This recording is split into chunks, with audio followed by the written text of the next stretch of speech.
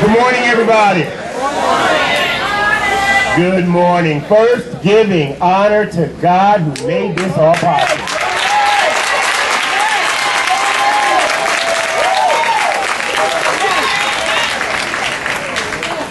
Parking enforcement, you make my life so interesting.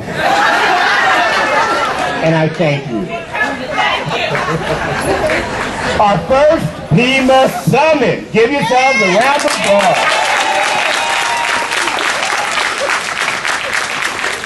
I want to thank you for being here as we end one significant period and begin a new one.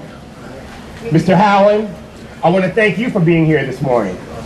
I'd also like to take this opportunity and thank you for your support, your patience, your acceptance, and your tolerance all year long. I want to thank you, Ms. Jordan and Ms. Winchester, for all that you do to make the real challenges survivable. Thank you to the management staff, Ms. Ford, Mr. Stringfield, Ms. Harvin, Ms. Sellers, Ms. Mungin, Ms. Boston, Ms. Benjamin, Ms. Jones, Mr. Carr, Mr. Dooley, Mr. Smith, Mr. Johnson, Mr. Trent, Mr. Wynn. And I have to also include Ms. Sandra Watson and Kim Ryan because they also assist us.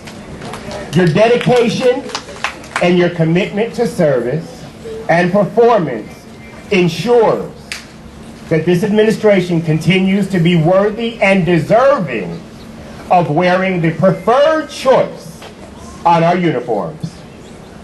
To all the supervisors, and I know y'all have had some rough days, but I commend you on your ability to be resilient, to unlearn and relearn processes that are tedious and sometimes challenging. Finally, thank you to the most important group of people in the house this morning, the heavy lifters who make it all happen. The leads and the frontline staff. You have done great things.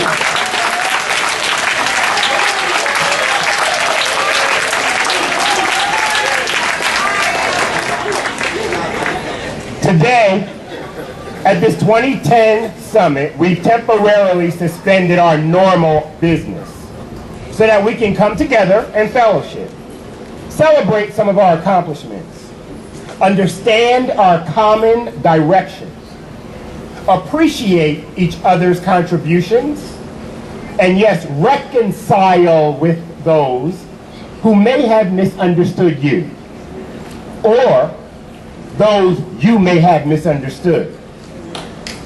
Reconciliation is growth, and although difficult, worth taking the journey. You heard Ms. Winchester describe the accomplishments in retrospect. You heard Ms. Jordan discuss our resources and how we plan to utilize them.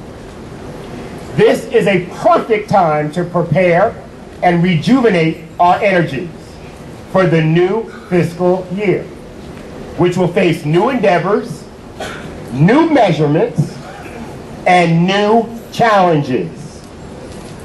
One specific challenge that I'm compelled to discuss as we deservingly celebrate the state of this administration. My intent is to maintain and sustain your focus on what I feel is probably one of the most important elements of our success. And that is how we treat each other. We come a long way, but we still got a long way to go. I've watched so many of you grow in spirit and in strength, in your professionalism, and in your pride for your product and your service. I've watched the transition to transparency and accountability. I've participated with you in the learning process that keeps us thinking about best practices as we analyze existing operations, always seeking a better way to do it.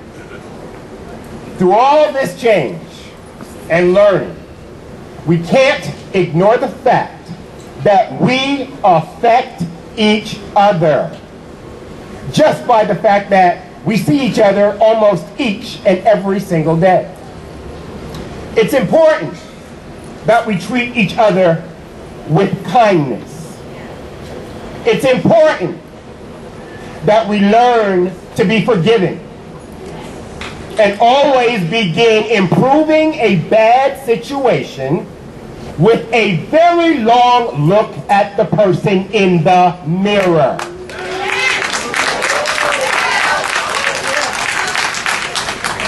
It's important that we continue to be supportive of one another and not be concerned with the issues of others that do not concern us.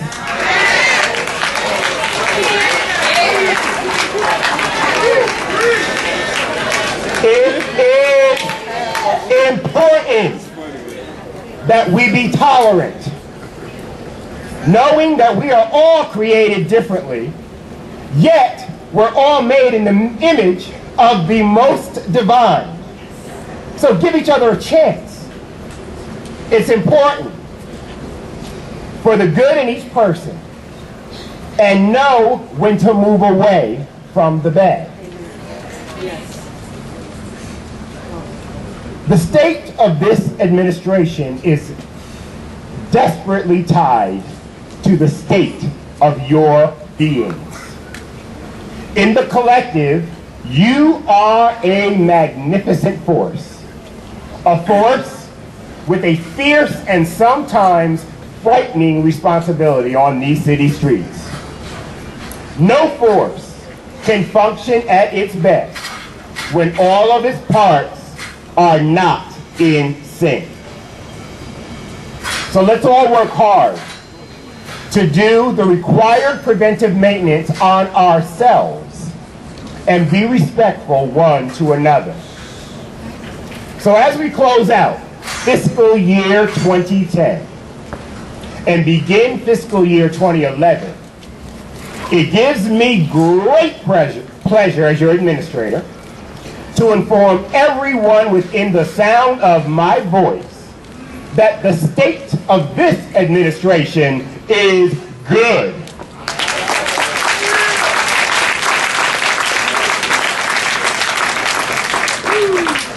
In spite of a devastating series of snowstorms that challenged all our resources, you guys made it work.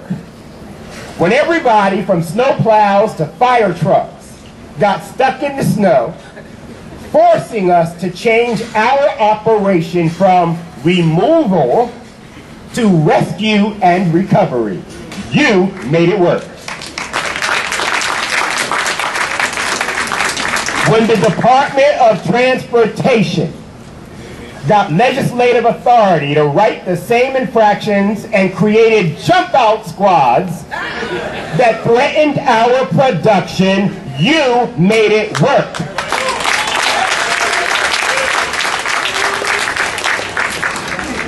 When citizens with their unruly behavior challenged your civility to its very core, you made it work. When our equipment malfunctioned and it tried our last nerves, you made it work. Plus, it was hot outside.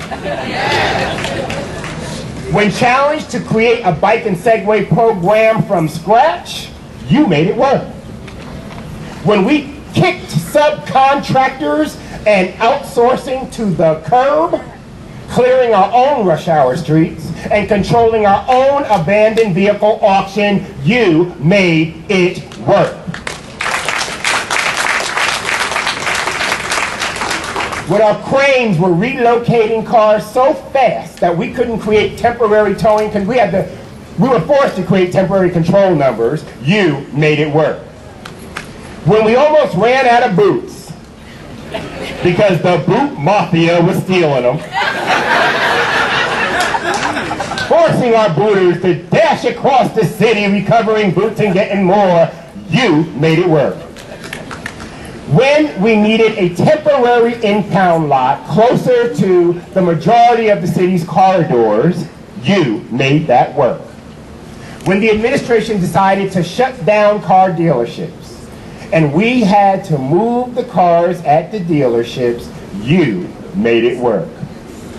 When DDOT introduced more than 5 pilot meter programs simultaneously, you made it work. You are what makes PEMA work. Support each other, encourage each other, and continue to make it work. God bless you.